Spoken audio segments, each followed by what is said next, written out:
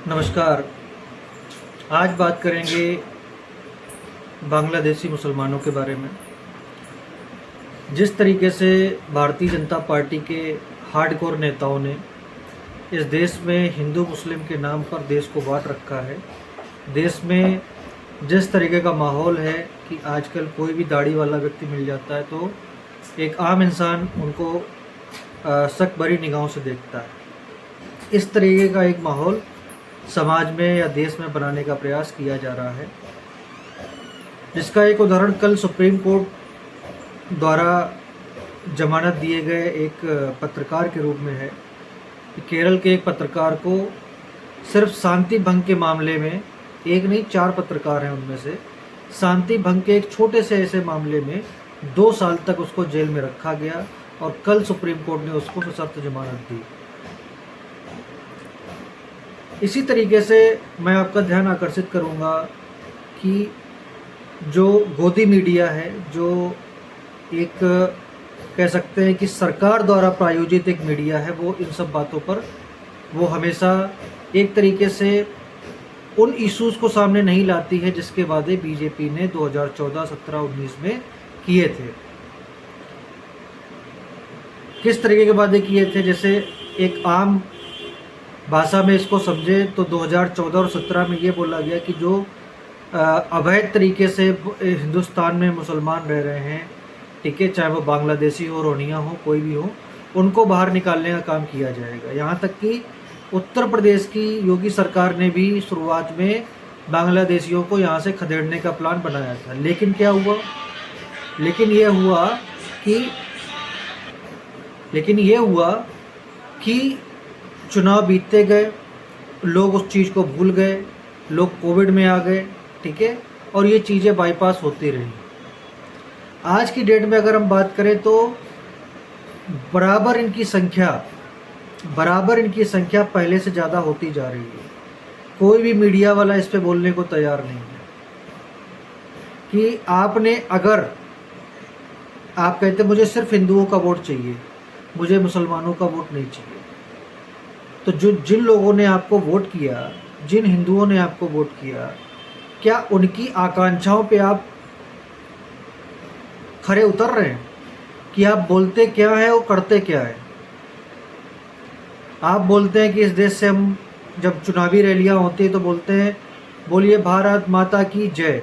उसके बाद आप क्या बोलते हैं कि इस देश में जो अवैध रूप से लोग रह रहे हैं उनको हम बाहर निकालेंगे।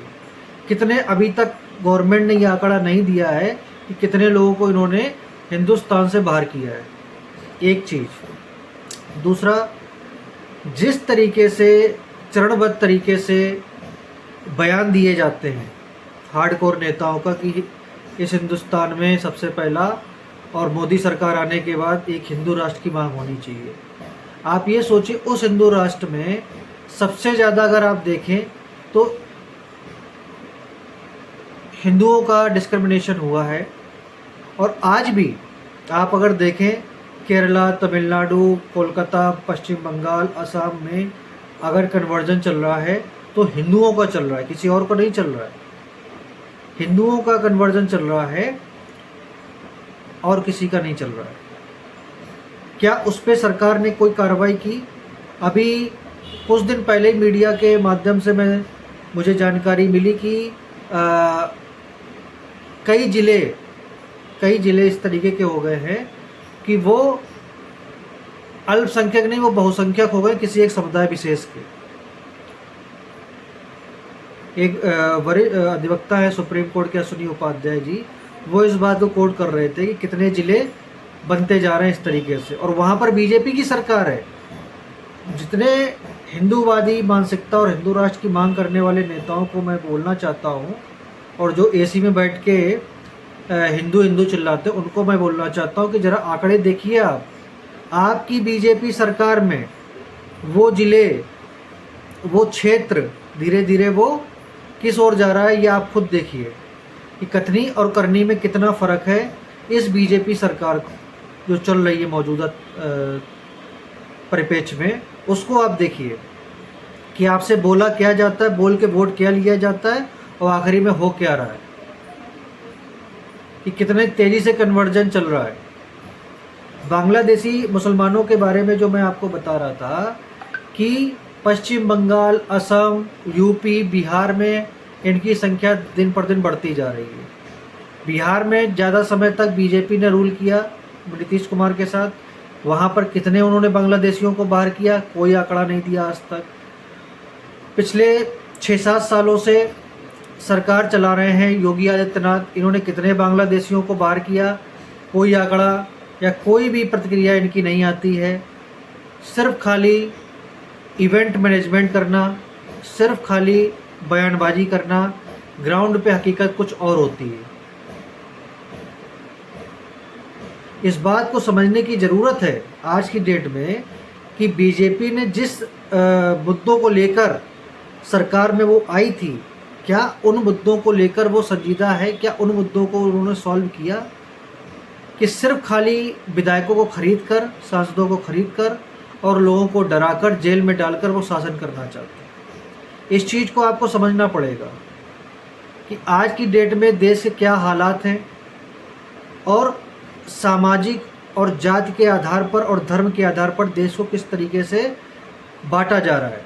इस तरीके को भी आपको समझना पड़ेगा। ये सिर्फ खाली एक वर्ग का सोचना नहीं है, ये हर व्यक्ति को सोचना पड़ेगा जब आप वोट करने जाते हैं। तीसरी बात यह है कि जितने बांग्लादेशी आए वो सब छोटा काम करते हैं,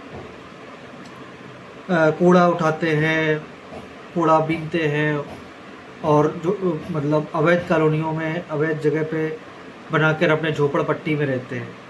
क्या वो आतंकी गतिविधियों में नहीं शामिल हो रहे? क्या इससे भारतीय जो सुरक्षा व्यवस्था उसको खतरा नहीं है?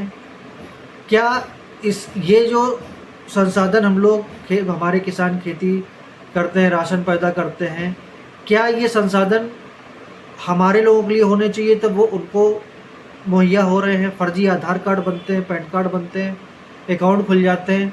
ये एक तरीके से एक साजिश के तहत ही सारा हो रहा है। इसी चीज़ को मैं आज इस वीडियो के माध्यम से आप लोगों को बस समझाना चाहता था कि आप अपने नेताओं से, अपनी जहाँ जहाँ पर जो प्रदेशों में सरकारें हैं, ये उन लोगों से पूछिए कि जो आपने इन लोगों को बाहर करने का वादा किया था, कितने लोग बाहर गए?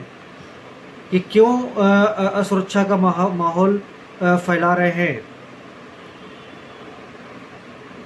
क्यों अपने देश वापस नहीं जा रहे हैं? कि सिर्फ चुनाव आता है तभी हिंदू मुसलमान करने का नेताओं को मौका मिलता है, उसके बाद सब साइलेंट मोड में चले जाते हैं। आज ये मुद्दा बहुत ही ज़्यादा, ये आज चुनाव का माहौल नहीं है। मैं चुनाव के टाइम पे ये बात नहीं कर रहा हूँ कि नहीं चुनावी मौके का फ़ायदा उठाकर मैं ये आज आपके सामने बात कर रहा हूँ। लेकिन ये चीज़ आप लोगों को पूछनी चाहिए, लोगों अपने नेताओं से, अपने प्रधानमंत्री से और मुख्यमंत्रियों से कि ये जो सब्जेक्ट है इस पर कितना आपने काम किया, कितने लोगों को बाहर किया, क्यों ये आज की डेट में बाहर नहीं जा रहे हैं? ऐसा क्या प्रावधान है कि इनको आप टेकन फॉर ग्रांटेड दे रहे हैं? अगर आपको ये वीडियो अच्छा लगा हो तो आप इसको ज़्यादा से ज़्यादा शेयर करिएगा, लाइक करिएगा, सब्सक्राइब करिएगा इस चैनल को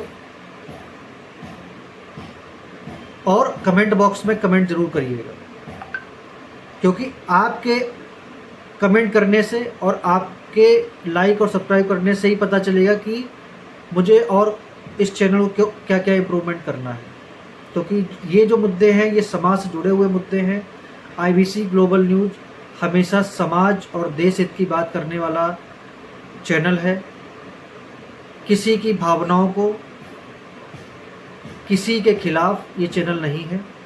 सिर्फ समाज से जुड़े हुए मुद्दे, देश से जुड़े हुए मुद्दे उठाने का हमारा प्रयास है।